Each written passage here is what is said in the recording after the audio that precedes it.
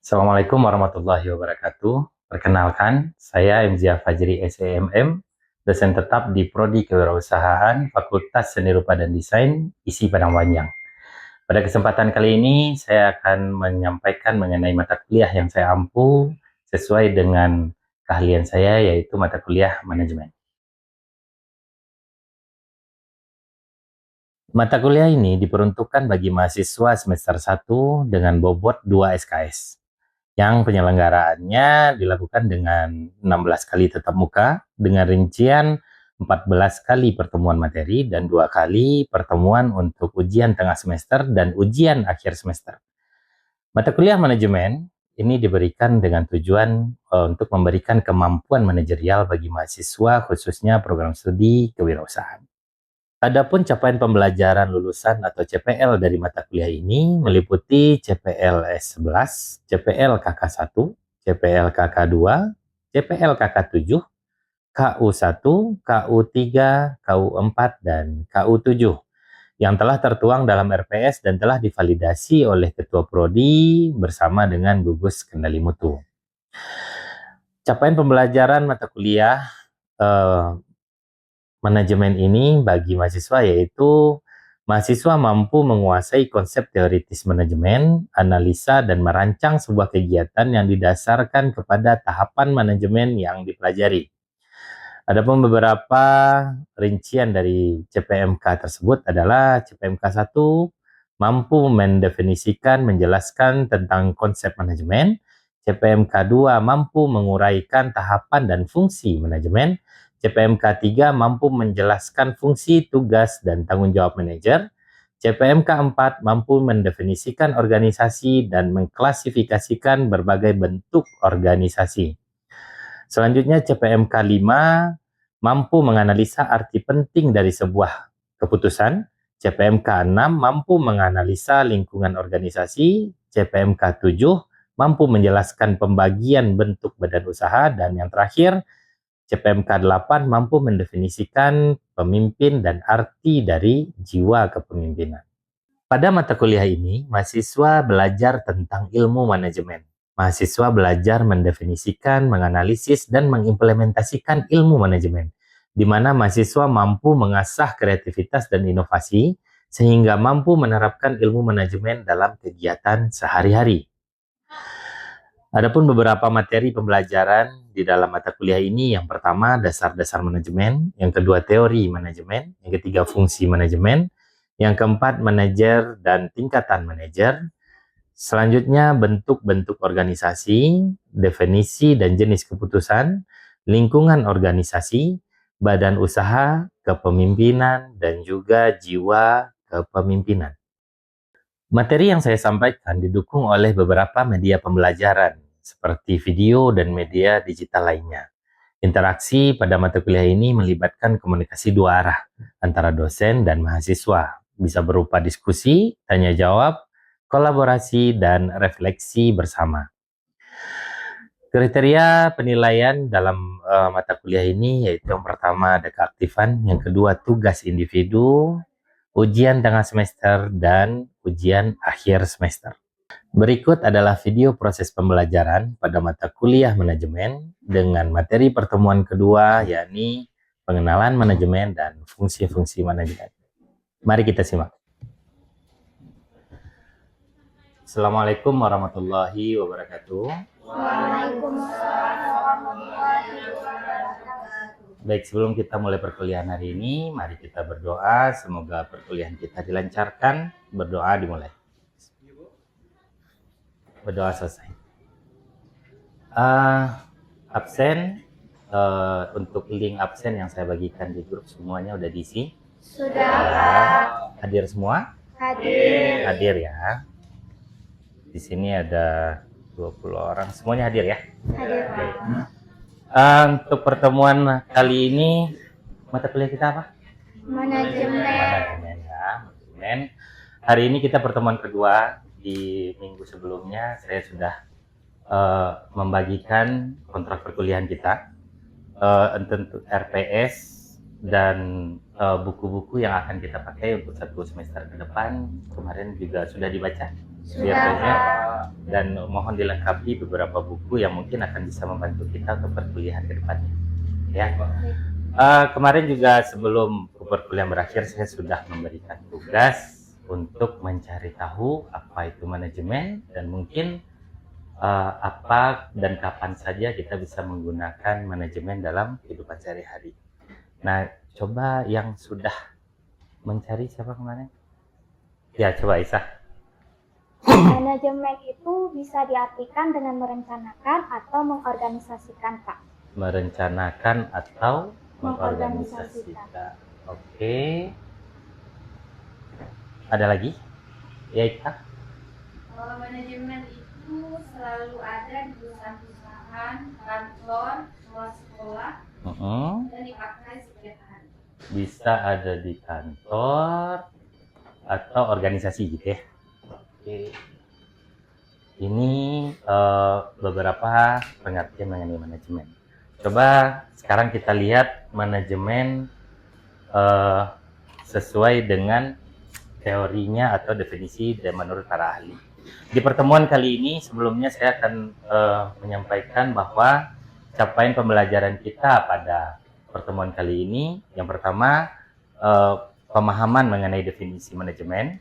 Diharapkan di sini mahasiswa saudara nanti mampu menjelaskan definisi dari manajemen itu sendiri. Dan yang kedua untuk memahami mengenai fungsi-fungsi manajemen. Ya, jadi nanti diharapkan saudara mampu mengklasifikasikan fungsi-fungsi manajemen. Baik, dari beberapa definisi yang teman-teman saudara sampaikan tadi, sekarang kita coba lihat menurut definisi para ahli. Pertama, Mary Parker Follett mengatakan bahwa manajemen itu seni menyelesaikan pekerjaan melalui orang lain. Artinya, seorang manajer bertugas mengatur dan arahkan orang lain untuk mencapai tujuan organisasi. Jadi menurut Mary Follett, ternyata manajemen itu bukan hanya sekedar kita membuat perusahaan, kita membuat organisasi, tidak. Jadi bagaimana manajemen itu kita bisa menggerakkan orang lain melakukan sesuai dengan apa yang kita mau. Ya, itu menurut Mary Follett. Dari beberapa definisi tersebut, kita bisa simpulkan secara umum bahwa manajemen adalah ilmu dan seni yang mengatur fungsi manajemen. Apa yang diatur? Sumber daya diatur secara efektif dan efisien untuk mencapai tujuan. Ya, jadi dari beberapa definisi tadi kita bisa simpulkan bahwa manajemen itu adalah merupakan ilmu atau seni dalam mengelola fungsi manajemen. Fungsi manajemen tadi juga dijelaskan ada namanya POAC. Ada planning, organizing, actuating, dan controlling. Nanti kita akan bahas lebih dalam tentang fungsi manajemen. Fungsi-fungsi manajemen ini berguna untuk mengatur sumber daya. Ada yang tahu kenapa sumber daya itu harus diatur?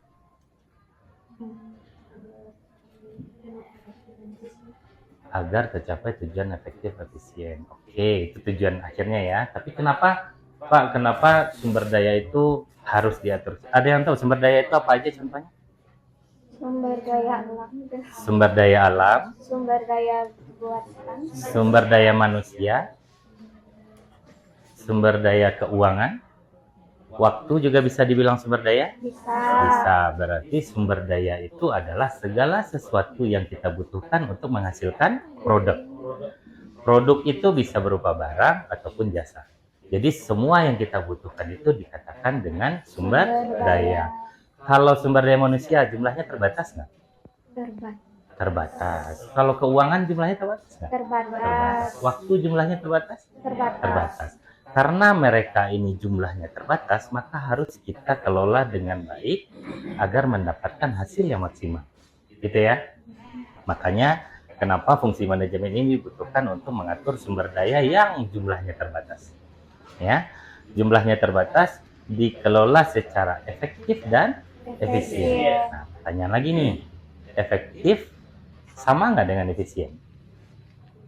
Apa bedanya, Ra? Kalau efektif itu fokusnya kepada tujuan.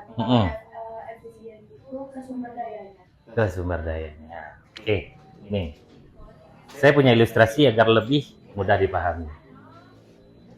Ini kira-kira apa? Target, sasaran, panah, anggap seperti itu ya. Kalau pusat target ini angkanya 100, kalau di sini 50, kalau di sini 20 misalnya. Pada saat panah itu mencapai sasarannya, itu disebut efektif. Nah, tapi berapa besar usaha yang kita lakukan untuk mencapai sasarannya? Apakah butuh 2 panah, 3 panah, bahkan butuh nggak 100 panah? Itu yang dinamakan efisien. Ya, jadi efektif itu adalah tingkat ketercapaian sasarannya, dan efisien itu adalah proses atau seberapa besar usaha yang kita lakukan untuk mencapai sasaran itu tadi. Nah, makanya sumber daya itu tadi harus dikelola seefektif mungkin dan seefisien mungkin. Kenapa harus dikelola efektif dan efisien? Yaitu untuk mencapai tujuan besar. Oke. Nah, sampai di sini ada yang mau ditanyakan nggak? Jadi ada definisi manajemen. Coba diulang lagi, Yenti. Definisi manajemen. Manajemen itu adalah sebuah ilmu yang bersifat alchemy. Yang berfungsi yaitu yang pertama adalah planningnya, kemudian organizing, kemudian apa lagi ya? Actuating, dan controlling. Kemudian nanti untuk mengatur sumber daya yang jumlahnya terbatas secara efektif dan efisien demi mencapai tujuannya. Oke. Sampai di sini sudah mengerti? Sudah. Oke. Nah, itu poin kita pertama tadi, kita akan membicarakan mengenai definisi dari manajemen. Nah, ini yang tadi ya. Selanjutnya, di dalam definisi tadi kita sudah menyinggung sedikit mengenai fungsi manajemen. Ada 4 fungsi utama manajemen. Ada P tadi apa? Planning. Apa bahasa Indonesianya itu? Apa artinya? Merencanakan. Terus O, organisasi. Apa artinya itu? Mengatur atau mengorganisasikan. Ya. Terus actuating. Actuating adalah bagaimana kita menerapkannya. Ya, terus dan controlling. Nah, dan yang terakhir ada controlling. Coba kita bahas satu persatu. Planning. Planning merupakan susunan langkah-langkah secara sistematik dan teratur demi mencapai tujuan organisasi ataupun untuk memecahkan masalah tertentu. Jadi planning itu adalah merupakan langkah awal kita berpikir, langkah awal memulai suatu kegiatan, langkah awal untuk merancang sebuah organisasi atau kegiatan manajemen tertentu. Ya, planning ini sangat-sangat penting di dalam suatu rancangan kegiatan manajemen. Ada istilah dari Alan Layton mengatakan, failing to plan is planning to fail. Apa artinya, Aisyah? Kegagalan dalam merencanakan adalah merencanakan kegagalan. Ya, itulah artinya sebuah perencanaan. Kalau kita gagal dalam merencanakan, berarti kita hanya merencanakan kegagalan dari kegiatan yang kita lakukan. Nah, itu arti pentingnya sebuah planning. Jadi kita dalam melaksanakan sesuatu itu harus benar-benar dipikirkan dulu, dipastikan dulu, diyakinkan dulu, apakah yang kita lakukan ini akan benar atau tidak, sesuai dengan tujuan perusahaan atau tidak, baru setelah itu kita masuk ke proses selanjutnya. Selanjutnya, organizing. Setelah kita membuat perencanaan yang bagus, tahu waktunya kapan, terus kita juga tahu apa yang akan kita kerjakan, kemudian kita mengorganisasikan. Apa fungsinya? Organisasikan itu merupakan sebuah kegiatan pemberian tugas-tugas untuk pekerja yang terlibat di dalam kegiatan organisasi sesuai kualifikasi kompetensi SDM yang dimiliki. Nah, di sini pengorganisasian ini setelah kita tahu apa yang kita capai, tentu selanjutnya kita akan merencanakan apa saja yang kita persiapkan untuk melakukan itu pada saat waktunya tiba. Nah, pada saat melakukan itu, mungkin nggak kita melakukan semuanya sendiri? Enggak. Enggak. Jadi ada istilah, kita itu harus menempatkan orang di tempat yang tepat. Right man in the right place. Orang-orang itu harus bisa ditempatkan di tempat yang tepat agar bisa menghasilkan hasil yang maksimal. Ya, dapat disimpulkan bahwa kegiatan tersebut merupakan proses keseluruhan di dalam menyeleksi kompetensi serta mengalokasikan sarana dan prasarana untuk menunjang tugas karyawan dan organisasi. Jadi, nih, saya kasih contoh. Kalau kita bikin organisasi atau perusahaan, saya akan bagi bagian-bagiannya, ada bagian keuangan, ada bagian pemasaran, ada bagian produksi misalnya, terus ada bagian sumber daya manusia. Kira-kira, kalau tipe orangnya nggak terlalu suka banyak ngomong, terus orangnya nggak pendiam, cocok nggak saya taruh di pemasaran? Enggak. Enggak. Cocoknya di mana? Keuangan. Mungkin bagian keuangan. Karena dia nggak boleh terganggu oleh banyak orang. Dia akan lebih fokus dengan pekerjaannya. Terus kalau orang yang banyak ngomong tadi, terus luas orangnya, gampang berbaur dengan orang lain, cocoknya di pemasaran. Itu contohnya bagaimana kita harus menempatkan orang di tempat yang tepat. Pada saat orang tidak ada di tempatnya, dia akan bekerja tidak akan maksimal dan kinerjanya tidak akan bisa diberikan maksimal untuk organisasi. Itu pengorganisasian. Nah, setelah organisasi, kita ada namanya akbating. Setelah semuanya kita rencanakan, orang-orangnya sudah kita siapkan, pada saatnya kita akan melaksanakannya. Ya. Poin penting dalam aktuating adalah menggerakkan semua anggota kelompok untuk bekerja agar mencapai tujuan organisasi. Setiap pelaku dalam organisasi harus bekerja sesuai dengan peran dan tugasnya demi mencapai visi, misi, dan program kerja organisasi yang telah ditetapkan. Jadi pada saat orang itu sudah ditentukan orang-orangnya, orang itu sudah ditentukan tempat mereka bekerja, apa cukup sampai di situ? Tidak. Belum tentu orang yang menurut kita cocok di tempat itu, dia akan mengeluarkan kemampuannya secara maksimal. Itulah tugas seorang manajer atau atasan.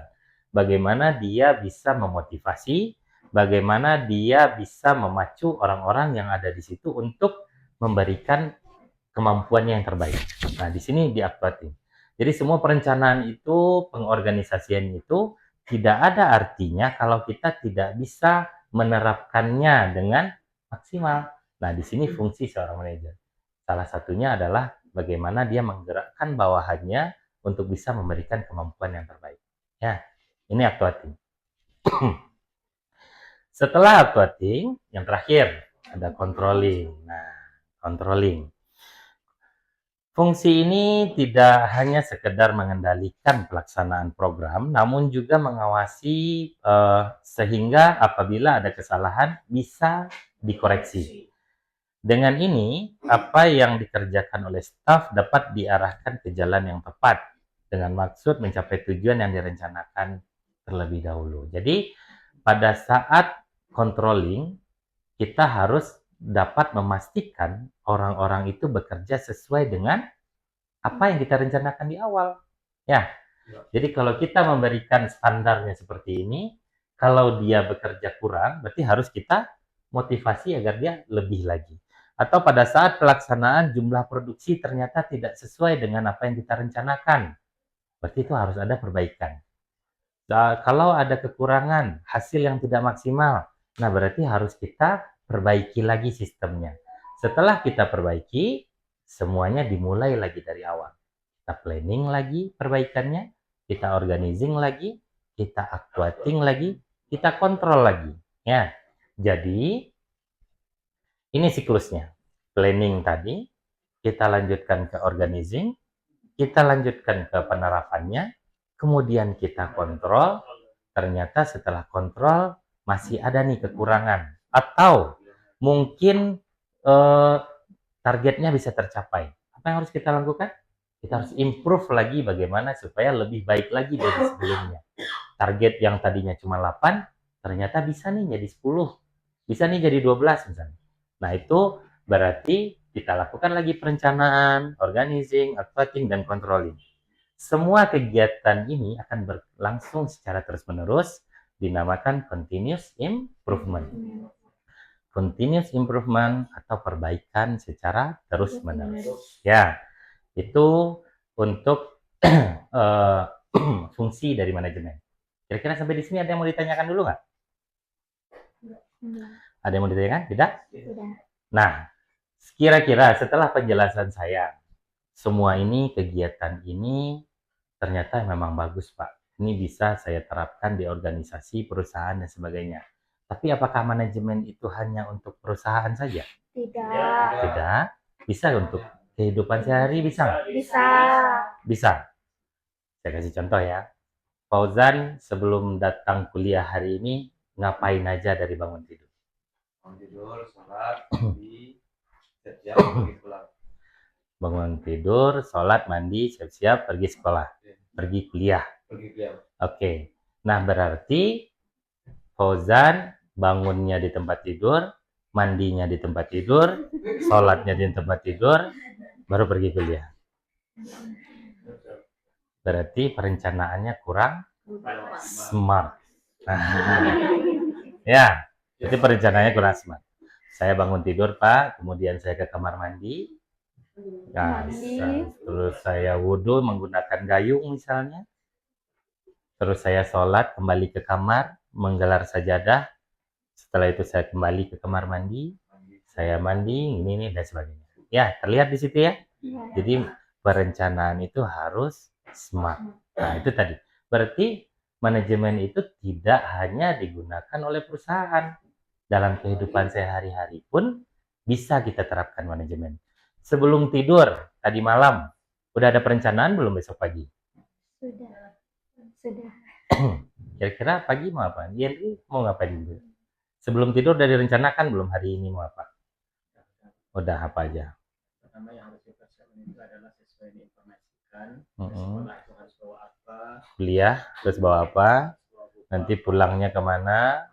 Pulang sampai rumah jam berapa? Nanti sampai rumah mau ngapain aja? Pasti dari kemarin udah direncanakan. Tapi selama ini mungkin kita, ya udah deh besok pergi kuliah, pulangnya ngapain ya lihat besok lah, gitu ya. Iya. Nah, tapi akan lebih produktif kalau kita merencanakan dengan lebih baik. Ya.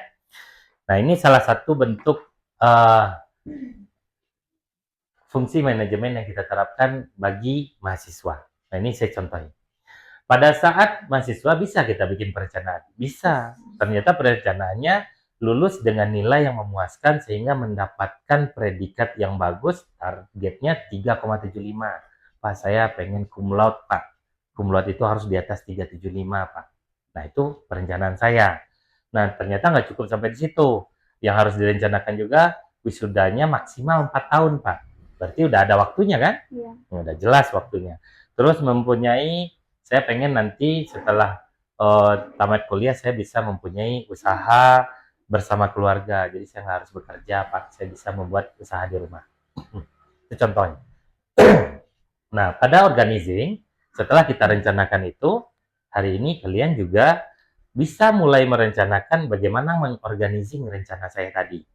Yang pertama, sebagian besar mata kuliah saya harus dapat A. Kalau 375 berarti B-nya nggak boleh terlalu banyak. Paling 1 atau 2 mata kuliah, bahkan kalau ada C-nya akan semakin sulit untuk dicapai. Jadi berarti saya sebagian besar mata kuliah saya harus A, Pak. Itu organizing tuh. Terus saya harus kuliah dengan dosen-dosen yang menurut saya agak friendly nih, bisa enggak terlalu sulit nilainya mungkin ya, enggak terlalu sulit nilainya, atau mungkin saya harus mencari teman-teman yang saling memotivasi saya, bisa kuliah bersama-sama. Jadi orang-orangnya harus jelas, dan mata kuliah yang saya ambilnya harus saya tentukan dari sekarang. Terus memilih teman yang bisa saling mensupport sistem itu tadi. Ya. Terus pada actuatingnya, nah berarti pada saat penerapannya, saya nggak bisa malas-malasan. Kalau saya pengen A, berarti ya minimal kehadiran saya harus 100% dong. Ya, kalau udah 100%, minimal saya bisa mendapatkan apa yang disampaikan, saya nggak ada yang miss nih.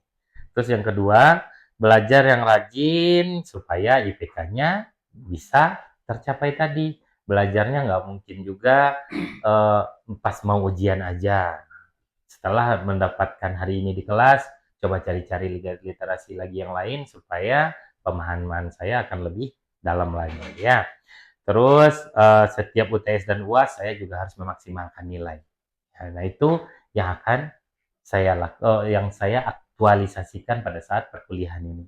Terus kontrol setelah semester 4 nanti mungkin atau semester 5, saudara bisa cek tuh di PK saya sekarang udah berapa ya? Kira-kira 375 nyampe nggak nih nanti pas akhir. Nah, itu harus diperhatikan dari sekarang. Oh, ternyata IP saya sekarang 3,5. Apa yang saya lakukan? Target saya tadi hampir semua mata kuliah harus A loh. Berarti mana yang mata kuliah yang nilainya mungkin C atau B yang kemungkinan saya bisa harusnya A, saya bisa ambil di semester pendek misalnya. Ya, saya bisa ambil di semester pendek atau saya bisa mengambil mengulang di tahun depan tapi saya harus pastikan nilainya A. Nah, itu controlling tuh. Kita harus mencoba melihat lagi saat ini saya berada di mana nih. Oh, udah di sini nih, berarti saya harus rencanain lagi nih. Saya harus merubah lagi cara belajar dan sebagainya. Nah, itu ternyata POAK ini atau fungsi manajemen ini bisa kita terapkan juga dalam kehidupan sehari-hari. Gak harus dahulu menjadi manajer, gak harus jadi pemimpin dulu, baru kita menggunakan manajemen. Ya, oke, sampai di sini ada yang mau ditanyakan? Sudah mengerti? Sudah. Kalau sudah mengerti, saya pengen review sedikit ya. Definisi manajemen, siapa tadi yang bisa mengulang sedikit? Manajemen adalah, coba Fauzan. Manajemen ilmu atau seni yang harus ada planning, organizing, updating, dan controllingnya untuk mencapai sumber daya. Untuk mengatur sumber daya yang jumlahnya efektif, yang jumlahnya terbatas, secara efektif dan efisien untuk mencapai tujuan. Oke, itu ya. Terus selain itu ternyata fungsi manajemen ini ada 4. Apa saja fungsi manajemen? Planning, organizing, updating, dan controlling. Oke, baik. Untuk hari ini mengenai definisi manajemen dan fungsi manajemen sudah kita selesaikan. Mungkin ada tambahan sedikit untuk minggu depan. Orang yang menjalankan manajemen namanya manajer ya. Manajer atau juga bisa seorang pemimpin. Ya, seorang manajer atau pemimpin. Saya ada sedikit video, coba nanti kalian ambil di YouTube ya. Dari video tersebut,